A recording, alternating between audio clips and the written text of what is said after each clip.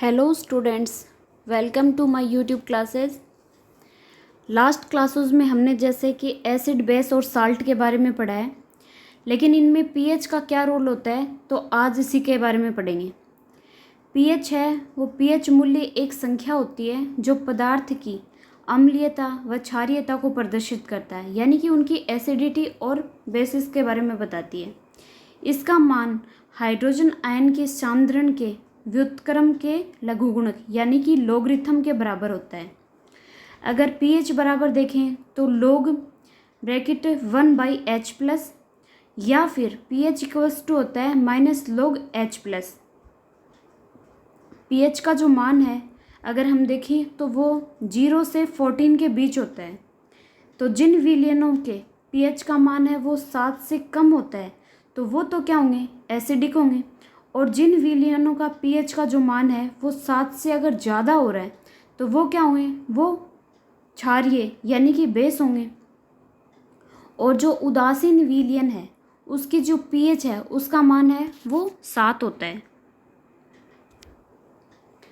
अब अगर नॉर्मल देखें कि पीएच जो मूल्य का उपयोग है वो अल्कोहल, चीनी और कागज़ और उद्योग में होता है।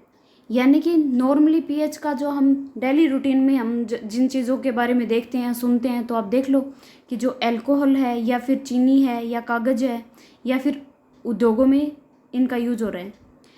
अब कुछ हम पदार्थों में पीएच वैल्यू है उनसे रिलेटेड क्वेश्चन आ रहे हैं, जिसमें हमसे कोई भी कुछ भी मैटर यानी पदार्थ दिया है कुछ भी और उसकी पीएच वैल्यू पूछी जाती है। तो आप कुछ ये पीएच वैल्यू दी हुई हैं उनको आप अच्छे से देखें और याद करें, क्योंकि एग्ज़ाम बेस पे ये काफ़ी पूछी जा रही हैं। तो जैसे नींबू है तो नींबू की पीएच कितनी होगी, ये 2.2 से 2.4, यानी कि ये क्या होगा, एसिडिक होगा।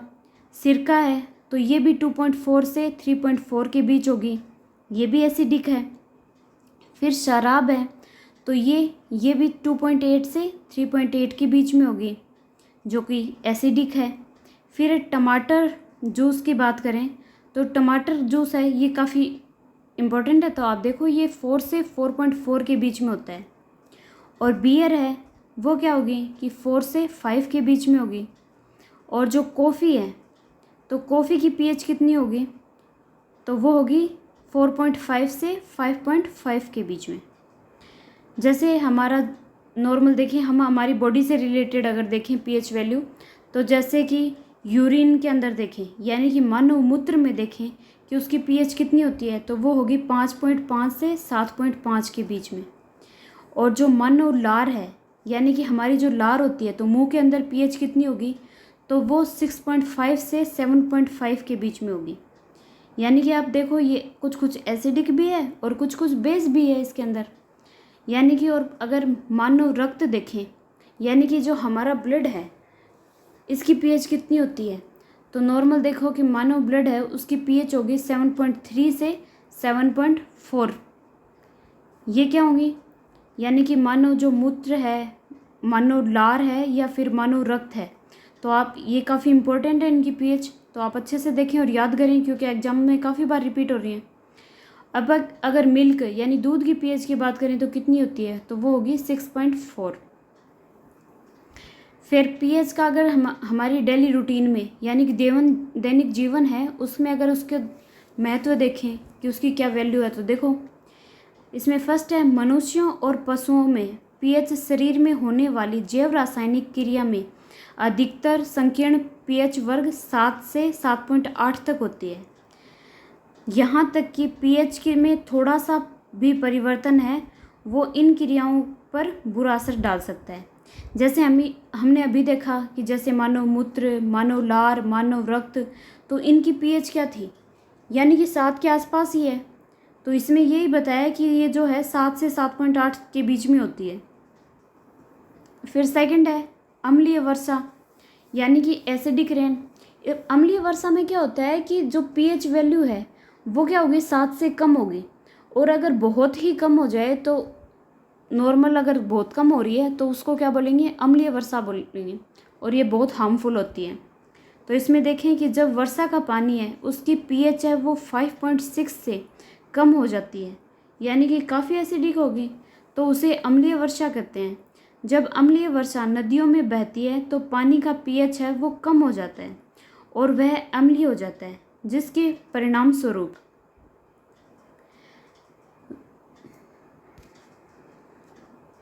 जलीय जीवन का जो अस्तित्व है वो कठिन हो जाता है। क्योंकि आपको बताया कि अगर एसिडिक रेन हो रही है यानी अम्लीय वर्षा हो रही है तो वो काफ़ी हार्मफुल होती है, तो ये हमारे लिए क्या होगी, काफ़ी हमारे जीवन के अस्तित्व के लिए कठिन होगी, यानी कि काफ़ी हार्मफुल होगी। फिर अगर देखें कि पौधों में पीएच एक विशिष्ट पीएच के वर्ग में मिट्टी के पौधों का जो स्वस्थ विकास होता है, यह मिट्टी क्षारीय और अत्यधिक अम्लीय नहीं होनी चाहिए। यानी अगर नॉर्मल अगर देखें तो जो मिट्टी है यानी सॉइल है तो उसकी पीएच वैल्यू है वो ना तो ज़्यादा एसिडिक हो और ना ही ज़्यादा बेसिक हो। अगर ऐसा होगा तो ये फिर उपजाऊ भी नहीं होगी और काफ़ी हार्मफुल भी होगी। अब अगर हमारे पाचन तंत्र में देखें तो पेट में हाइड्रोक्लोरिक अम्ल यानी कि HCl का उत्पादन होता है, जो भोजन में पाचन में सहायता करता है। HCl है जो हमारे स्टमच में यानी हमारे पेट के अंदर रहता है, जो कि क्या कर रहा है कि भोजन को पचाने में क्या कर रहा है, हेल्प कर रहा है। जब हम मसालेदार खाना खाते हैं तो पेट में अम्ल बनता है, जो कि अम्लता पेट की जलन व कभी कभी दर्द का कारण बनता है। कभी कभी होता है ना, एसिडिटी हो रही है या फिर बहुत ज़्यादा या फिर दर्द हो रहा है, पेट फूल रहा है, तो ये किसकी वजह से हो रहा है, ये HCl की जो बैलेंस है वो अबनॉर्मल हो जाता है। इससे छुटकारा पाने के लिए प्रति अम्ल मैग्नीशियम का दूध की तरह या क्षार का उपयोग करते हैं। यानी कि मैग्नीशियम का जो दूध है उसका बेस की तरह यूज़ करेंगे तो हमारे लिए ये हेल्पफुल होगा। फिर है जानवरों और पौधों की स्वरक्षा, यानी फिर मधुमक्खियों के जो डंक में गंभीर व जलन होती है, इसमें मौजूद मेथेनोइक एसिड के कारण से होता है। यानी कि ये मधुमक्खी का जो डंक है उसमें क्या होगा, मेथेनोइक एसिड होगा जो कि हार्मफुल है, और जिससे क्या होता है कि अगर डंक मारा है तो स्वेलिंग वगैरह भी आ रही है। एक हल्का क्षारक जैसे कि बेकिंग सोडा के प्रयोग से दर्द में राहत होती है। यानी कि एज ए एंटीबायोटिक मान लो, या फिर दर्द से राहत पाने के लिए हम क्या करेंगे कि मेथेनोइक एसिड का यूज़ करेंगे। एक हल्का क्षारक जैसे कि बेकिंग सोडा के प्रयोग से दर्द में राहत होती है, और कुछ पौधे जैसे कि नेटल पौधे में चुभने वाले बाल होते हैं, जो कि जानवर या मानव शरीर के संपर्क में आने से उनके शरीर में मेथेनोइक एसिड को अंतःप्रेक्षण कर देते हैं, जिसके कारण क्या होता है, गंभीर दर्द और जलन महसूस होती है। यानी कि मेथेनोइक एसिड है उसके कारण जलन और दर्द हो रहा है।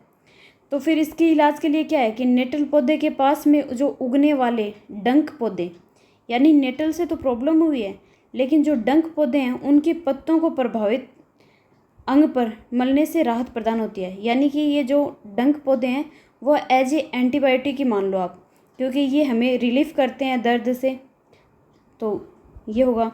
फिर है दंत क्षय, यानी कि दांत का जो हमारे जो दांत के ऊपर जो लेयर होती है वो होती है इनेमल की लेयर, और वो सबसे कठोर लेयर। अगर पूछे कि हमारी बॉडी का सबसे कठोर पार्ट कौन सा है तो वो इनेमल ही है, जो कि कैल्शियम फॉस्फेट से बना है, और शरीर में सबसे कठोर पदार्थ है कैल्शियम फॉस्फेट है वो। विभिन्न खाद्य पदार्थ जो खाते हैं उनके प्रभाव से प्रभावित नहीं होता। यदि मुंह हर भोजन के बाद बाद ठीक से नहीं अगर धोया जाता है तो खाद्य जो कण है वो जैसे चीनी मुंह में मौजूद बैक्टीरिया के कारण क्या है, सड़ने लगते हैं। इस प्रक्रिया में अम्ल का उत्पादन होता है, और पीएच है जो अम्ल का उत्पादन हो रहा है तो उसकी पीएच होगी 5.5 से नीचे चली जाती है।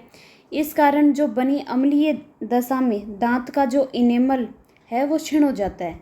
यानी कि इनेमल लेयर है जो दांत के ऊपर की वो डैमेज होनी स्टार्ट हो जाएगी, और लंबे समय में दंत क्षय यानी कि ये दंत क्षय या डैमेज का कारण बनेगा। फिर अगर हम देखें नेक्स्ट बफर विलियन। बफर सॉल्यूशन क्या होता है, यह विलियन जो कि अम्ल तथा क्षार की साधारण मात्राओं को अपनी प्रभावी अम्लता या क्षारता में पर्याप्त परिवर्तन किए बिना अवशोषित कर लेता है। यानी कि एसिड और बेस में चेंज नहीं करता है, और सीधा ये क्या करता है, उनको अवशोषित कर लेता है। ये क्या कहलाएगा, बफर सॉल्यूशन कहलाएगा।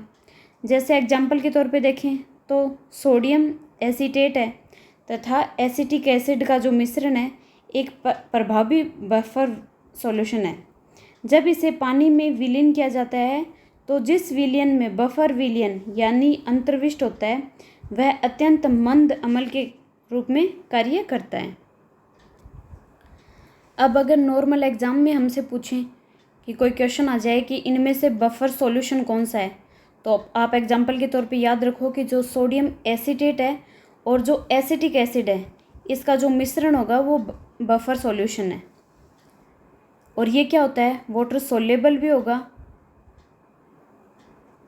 आप लोग समझ गए होंगे। अब आप जो पीएच वैल्यू है जो हमारे एसिडिक और बेसिक नेचर के ऊपर या फिर एसिड बेस साल्ट के ऊपर पीएच का क्या मान होता है और इनका क्या रोल होता है हमारी लाइफ में, तो आप इसको अच्छे से पढ़ें भी और समझें भी। अगर किसी को कोई प्रॉब्लम हो तो आप कमेंट करें क्वेश्चन, अगर किसी को कुछ डाउट हो तो। बाकी इसको अच्छे से पढ़ें और अगर आपको पसंद आया हो तो चैनल को सब्सक्राइब करें, लाइक करें और अपने फ्रेंड सर्कल में शेयर करें ताकि बाकी भी आपके फ्रेंड्स इसको देख पाएँ। Thank you.